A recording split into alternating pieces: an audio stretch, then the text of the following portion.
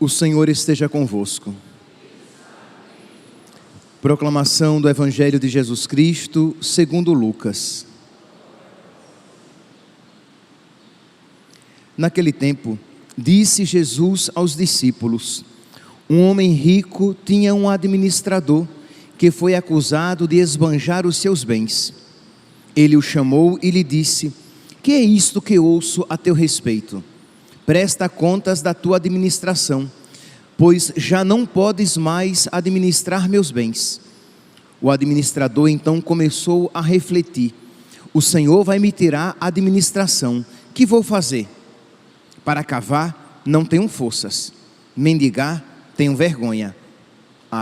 Já sei o que vou fazer para que alguém me receba em sua casa quando eu for afastado da administração. Então ele chamou cada um dos que estavam devendo ao seu patrão e perguntou ao primeiro: quanto deves ao meu patrão? Ele respondeu: 100 barris de óleo. O administrador disse: pega a tua conta, senta-te depressa e escreve 50. Depois ele perguntou a outro: e tu, quanto deves? Ele respondeu: 100 medidas de trigo. O administrador disse: pega a tua conta e escreve 80. E o Senhor elogiou o administrador desonesto, porque ele agiu com esperteza. Com efeito, os filhos deste mundo são mais espertos em seus negócios do que os filhos da luz. Palavra da salvação.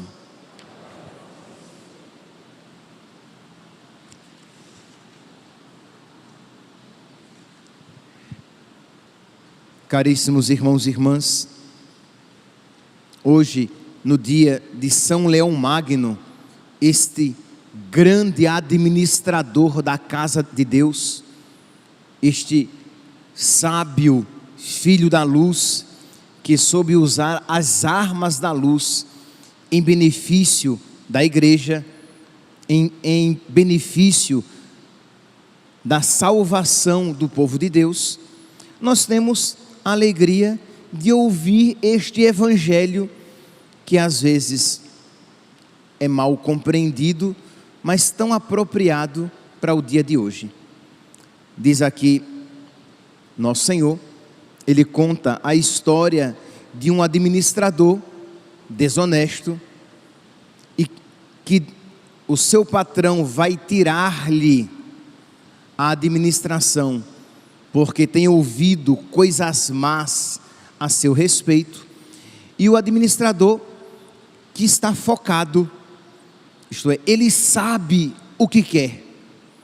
Muitas vezes este é o nosso problema, nós não sabemos o que queremos, por isso não focamos as nossas energias para alcançar aquilo que nós queremos. E o que é que queria o administrador infiel? Ele queria se dar bem, ele queria uma vida tranquila, e como ele sabia o que queria, ele focava as suas energias para atingir este objetivo, que nós vemos que é um objetivo indigno, de focar todas as energias da sua vida em algo transitório. Mas a atitude dele, essa determinada determinação para o mal, mas essa determinada determinação é imitável, que nós devemos aplicá-la para o bem, para as coisas certas. Mas o problema é que nós somos uma biruta. O que é uma biruta? É aquele instrumento que geralmente existe nos aeroportos, que para onde o vento dá, a biruta vira.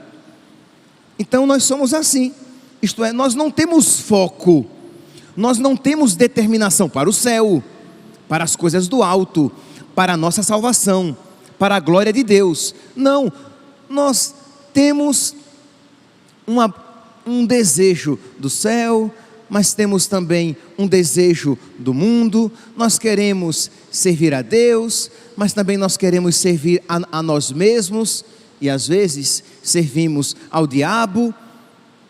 E aí nós estamos assim, como folhas secas levadas pelo vento.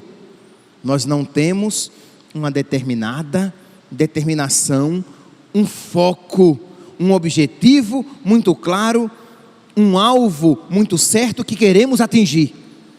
Como nós não sabemos o que queremos, ou queremos tudo, sabendo que iremos ficar sem nada, que quem quer abraçar o mundo não apertará nada, isso é muito abraça, pouco aperta, ficamos na superficialidade, na mediocridade na vida espiritual.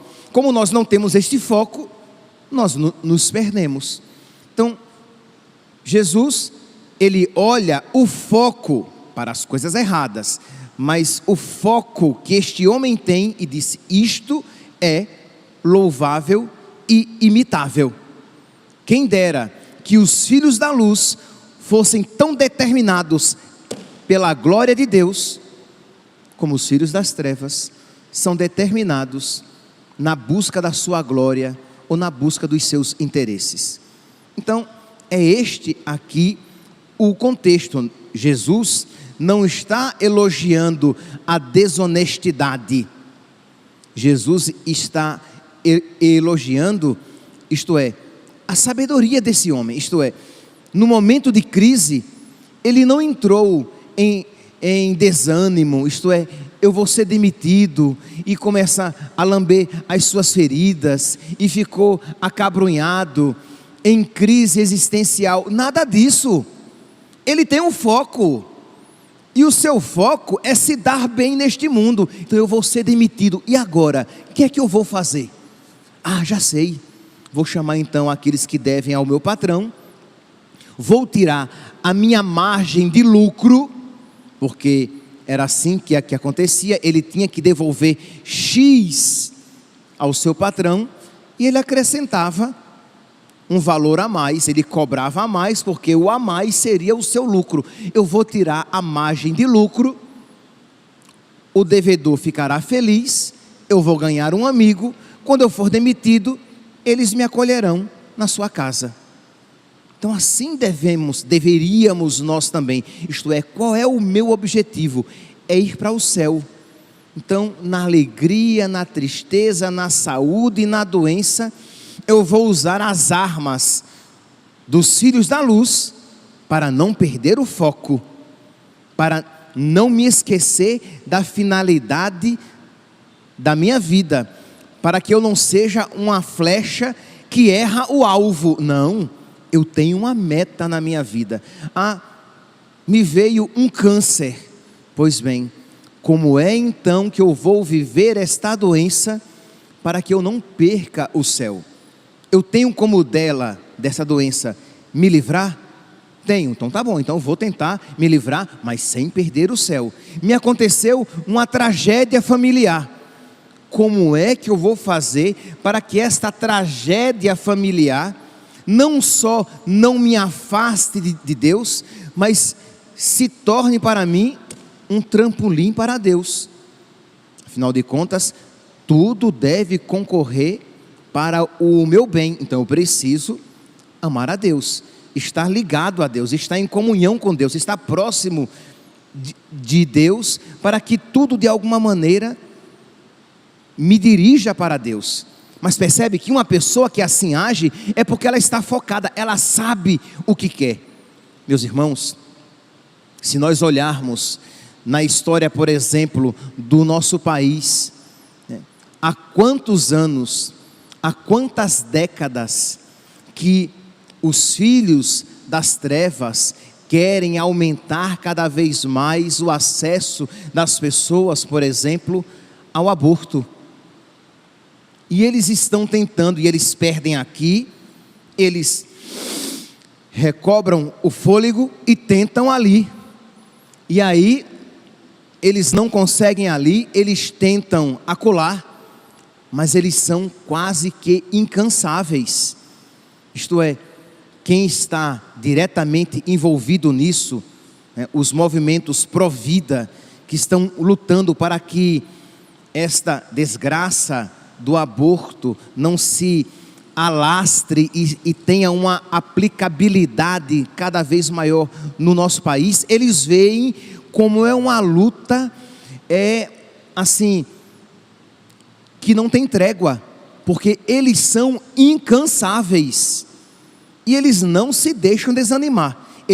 E graças a Deus, graças a Nossa Senhora, eles têm perdido muito, mas eles têm algo a nos ensinar. Eles não se rendem. Eles têm perdido muito, porque na América Latina, graças a Deus, Nossa Senhora colocou o seu pé na cabeça do diabo e o negócio não tem progredido tanto quanto eles gostariam que progredisse, mas não obstante tantos fracassos, eles não se entregam, eles recomeçam a cada dia.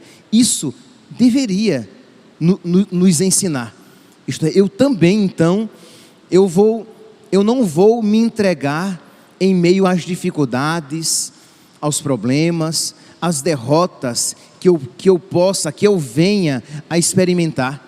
Isto é, nós vemos no Brasil e no mundo, isto é, o crescimento e esta luta contra, este enfrentamento contra a família, o aborto, a ideologia de gênero, o movimento LGBTQI+, isto é,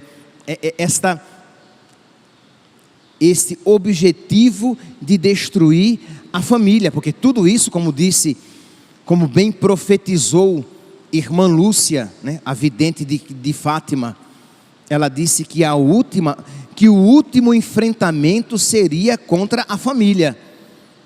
Então agora crescendo o incesto, isto é, as intimidades sexuais entre parentes próximos, entre familiares próximos, isso tem aumentado e isso vai aumentar, porque o objetivo é destruir a família, é tornar a vida algo descartável. Imagine em alguns países em que os pais velhos fogem do seu país, porque a legislação do seu país permite que os filhos, uma vez os pais doentes, recorram à eutanásia, sem o consentimento dos pais. Então os pais, imagine que deveriam ver nos filhos aqueles que queriam proteger as suas vidas, fogem, porque sabem que os filhos não querem mais carregar o fardo, o peso de pais doentes. Mas, infelizmente, a consequência seria essa, porque já há algum tempo os pais não querem mais o fardo de filhos indesejados e os mata na barriga de suas mães. Os tritura, os queima com a solução salina, os mata com algum veneno, depois espelha e joga na lata do lixo. É isto o que se chama, o que com o nome de aborto se esconde por trás, esta maldade. Mas tudo isso para quê? Para destruir a sacralidade da família, a sacralidade da vida humana. E eles são incansáveis neste objetivo. Então, neste sentido, deveria nos ensinar que nós também devemos ser fortificados pela graça de Deus, devemos ser incansáveis na luta pela salvação da nossa família. Devemos ser incansáveis na luta da propagação do Evangelho. Devemos ser incansáveis em ensinar a verdade com toda a caridade, com toda a sabedoria, mas ensinar a verdade e querer converter o maior número de pessoas para Cristo.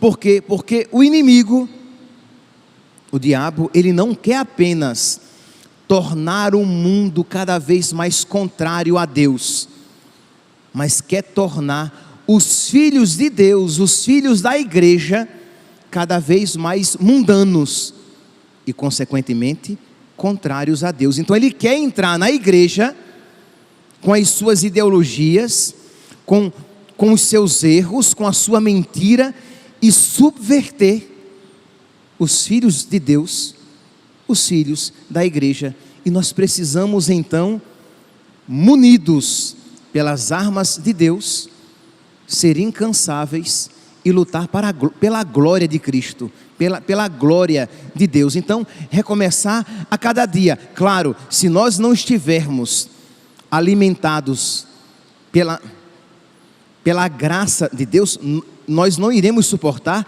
porque é uma luta a cada dia, é matar um leão a cada dia. Mas se nós tivermos a sabedoria, isto é, por que é que o mundo não se cansa? Por que é que os mundanos recomeçam a cada dia? Porque eles estão a cada dia se alimentando de mundanidade. Porque eles estão a cada dia se embrenhando nessa mentalidade, se iluminando com tais trevas, né? É um paradoxo, né? Alguém que se ilumina de trevas, mas os mundanos estão se iluminando nessa luz tenebrosa, e que eles têm essa força de a cada dia recomeçar, para que o reino de Satanás se instale neste mundo. E nós só teremos este ânimo, esta perseverança, esta determinação, se nós nos alimentarmos da luz de Deus. E como é então que nós iremos nos alimentar, nos fortificar da luz de Deus, para que nós tenhamos esta sabedoria elogiada por nosso Senhor? Repito, Lucas capítulo 16, versículo 8: e o Senhor elogiou o administrador desonesto, porque ele agiu com esperteza. Isto é, o que é que nos é necessário fazer, com o que é necessário que nós nos alimentemos, para que nós tenhamos esta esperteza, esta sabedoria, esta determinação, esta resiliência de recomeçar a cada dia, de retomar a batalha a cada dia, de terminar a batalha de cada dia, como terminou São Paulo quando disse: combati o bom combate e terminei minha corrida, guardei a fé. O que é que nos é necessário, meus irmãos? As armas que nosso Senhor nos confiou a nós na sua igreja: a oração e a adoração.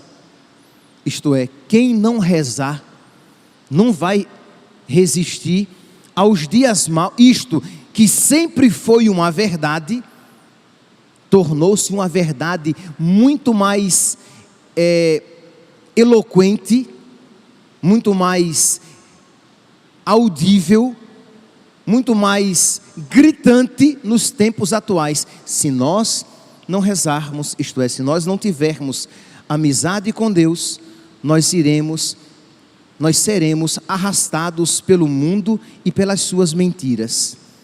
Se nós não tivermos amizade com Deus, nós seremos arrastados pelas ideologias da moda. Nós, os filhos de Deus, nós, os filhos da igreja, se nós não tivermos oração, adoração, se nós não nos mantivermos em estado de graça, se nós não nos alimentarmos com os sacramentos, isto é, a Eucaristia, a confissão, quando for necessário, né, a frequência à Santa Missa, se nós não nos alimentarmos espiritualmente, nós seremos ludibriados, e será presunção sua dizer: ah não, eu não, comigo não, eu nunca. Você primeiramente, se nós não estivermos na luz, nós não veremos a feiura do pecado, e nós não veremos o engano, o engodo nas propostas do diabo para nós, filhos de Deus, filhos da igreja. Então precisamos estar em Deus, para que vejamos que aquilo que nos é proposto, revestido com pele de cordeiro, que aquilo é veneno, que aquilo é mal, que aquilo é para a nossa perdição, que aquilo não é salvação para ninguém, que não é bom nem para mim, nem para aqueles a quem eu propuser tal caminho. Mas para que eu veja com clareza a maldade daquelas propostas mundanas, eu tenho que estar alicerçado na oração, no estado de graça, na recepção frequente dos sacramentos, na prática das virtudes. Isto é, tem que ser alguém que tem se exercitado com certa frequência na penitência, procurando crescer na virtude, para que o seu coração esteja, digamos, na mesma sintonia do coração de Cristo, para que o seu coração esteja disposto a acolher os mesmos sentimentos de Cristo. Mas se o seu coração só busca o prazer, foge da dor, como é que você vai se manter em estado de graça? Se o seu coração só busca as coisas mais fáceis e o caminho aparentemente mais fácil, como é que você vai abrir a sua inteligência e a sua vontade para o Evangelho? Não vai. Então precisamos ter amizade com o nosso anjo da guarda, com Nossa Senhora, com São Miguel. Por quê? Porque Nossa Senhora é aquela que pisa a cabeça da serpente. Nossa Senhora é aquela que nunca se deixou enganar pelas propostas do diabo. Amizade, filiação com o nosso pai, São José. Ele que é chamado pela igreja de o terror dos demônios, para que ele não permita que nós sucumbamos às propostas do inimigo. Porque não tenhamos dúvidas, tempos cada vez mais difíceis se aproximam, mas revestidos com a nova roupagem, como se aquilo que nos é proposto é bom. E para que nós, meus santos, possamos ser servos, administradores, fiéis de nosso Senhor, nós precisaremos ter esta sabedoria de reconhecer a vontade de Deus, aquilo que agrada a Deus, como melhor servir a Deus, e aquilo que não agrada a Deus, que não é serviço de Deus e que não nos aproxima de Deus. Então, precisamos usar as armas que nos são oferecidas. Por exemplo, nós já falamos aqui tantas vezes da oração da Augusta Rainha dos Céus, da oração de São Miguel, da oração de São Bento. A cruz sagrada seja a minha luz, não seja o dragão o meu guia. Retira-te, Satanás, nunca me aconselhes coisas vãs. É mal o que tu me ofereces, bebe tu mesmo os teus venenos.